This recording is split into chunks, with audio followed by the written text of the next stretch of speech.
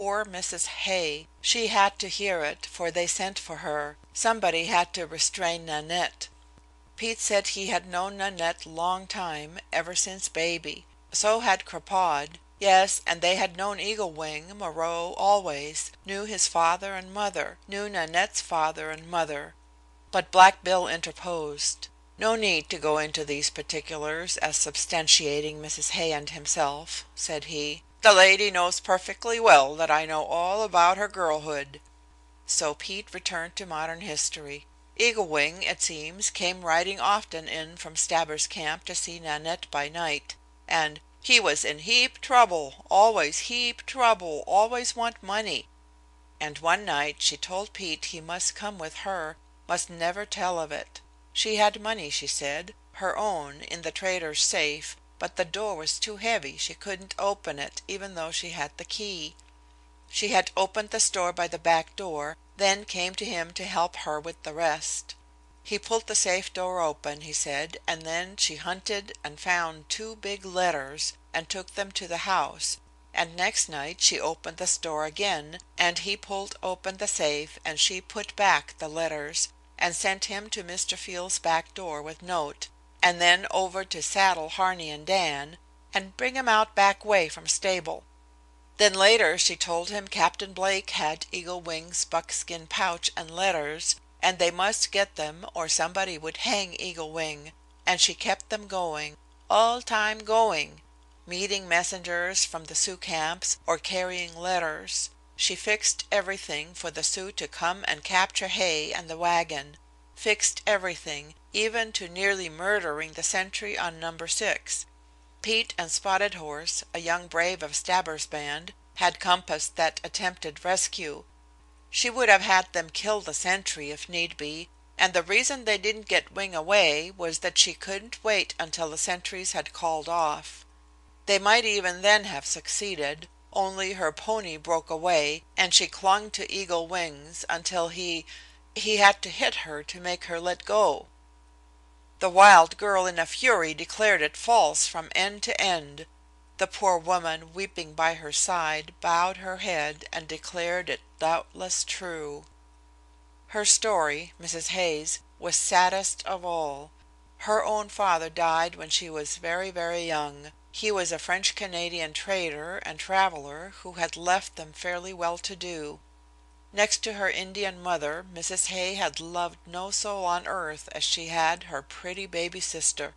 The girls grew up together. The younger, petted and spoiled, fell in love with the handsome, reckless young French half-breed, Jean Lafleur, against all warnings became his wife, and was soon bullied, beaten and deserted. She lived but a little while, leaving to her more prosperous and level-headed sister, now wedded to Mr. Hay, their baby daughter, also named Nanette, and by her the worthy couple had done their very best. Perhaps it would have been wiser had they sent the child away from all association with the Sioux, but she had lived 8 years on the Laramie in daily contact with them, sharing the Indian sports and games, loving their free life, and rebelling furiously when finally taken east. She was the real reason why her aunt spent so many months of each succeeding year away from her husband and the frontier. One of the girl's playmates was a magnificent young savage, a son of Crow Killer, the famous chief. The father was killed the day of Crazy Horse's fierce assault on the starving force of General Crook at Slim Buttes in '76.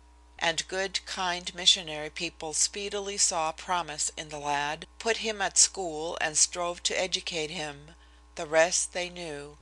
Sometimes at Eastern schools, sometimes with Buffalo Bill, but generally out of money and into mischief, Eagle Wing went from one year to another, and Nanette, foolishly permitted to meet him again in the East, had become infatuated. All that art and education, wealth, travel and luxury combined could do was done to wean her from her passionate adoration of this superb young savage.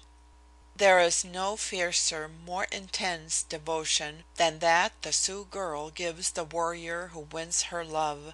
She becomes his abject slave. She will labor, lie, steal, sin, suffer, die, gladly die for him, if only she believes herself loved in turn. And this did Nanette more than believe, and believing, slaved and studied between his irregular appearances that she might wheedle more money from her aunt to lavish on her brave. When discovered meeting him in secret and by night, she was locked in her third-story room and thought secure, until the day revealed her gone by way of the lightning rod.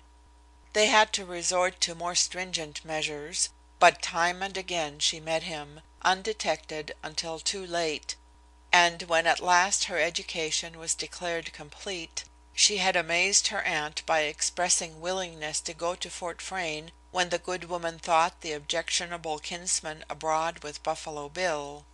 Until too late, Mrs. Hay knew nothing of his having been discharged and of his preceding them to the West. Then Nanette begged her for more money, because he was in dreadful trouble. Had stabbed a police officer at Omaha, whose people, so Moreau said, agreed not to prosecute him if $1,000 could be paid at once. Hay's patience had been exhausted. He had firmly refused to contribute another cent to settle Moreau's scrapes, even though he was a distant kinsman of his wife, and they both were fond of his little sister's fawn eyes. It had never occurred to Mrs. Hay that Nan could steal from or plot against her benefactors, but that was before she dreamed that Nanette had become the Indian's wife. After that, anything might happen. If she could do that for love of Moreau, said she, there was nothing she could not do. And it would seem there was little short of deliberate murder she had not done for her Sioux lover, who had rewarded her utter self-sacrifice by a savage blow with the revolver butt. Poor Nanette, sobbed Mrs. Hay, and poor Nanette, said all Fort Frayne, their distrust of her buried and forgotten as she lay refusing herself to everyone, starving herself in dull, desperate misery in her lonely room. Even grim old Black Bill, whom she had recognized at once, Bill, who had been the first to confirm Blake's suspicions as to her identity, had pity and compassion for her. "It's the way of the blood," said Blake. "She is bred out of that bloody strain that haunted us in our familiar paths." "She could do no different," said the general. "Having fixed her love on him, it's the strain of the Sioux. We call her conduct criminal, they call it sublime."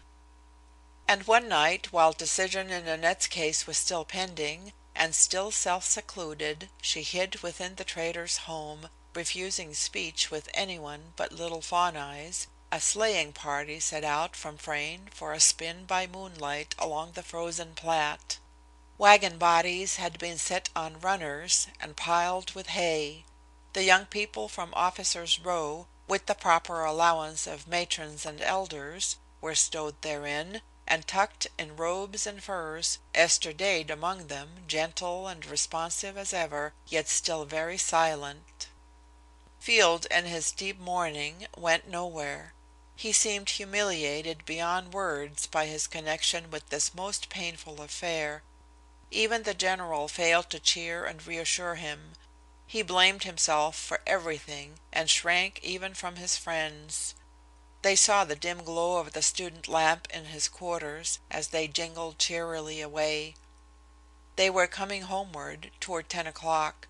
The moon was shining brilliantly along the bold heights of the southern bank, and insensibly chat and laughter gradually ceased as they came again in sight of the twinkling lights of Frayne, and glanced aloft at a new-made scaffolding standing black against the sky at the crest of Fetterman Bluff.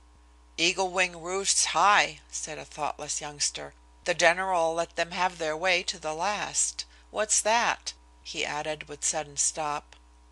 The sleigh had as suddenly been reined in. The driver, an Irish trooper, crossed himself, for on the hush of the breathless winter night there rose and fell, shrill, quavering, now high, now low, in mournful minor, a weird, desolate, despairing chant the voice of a heart broken woman, and one and all they knew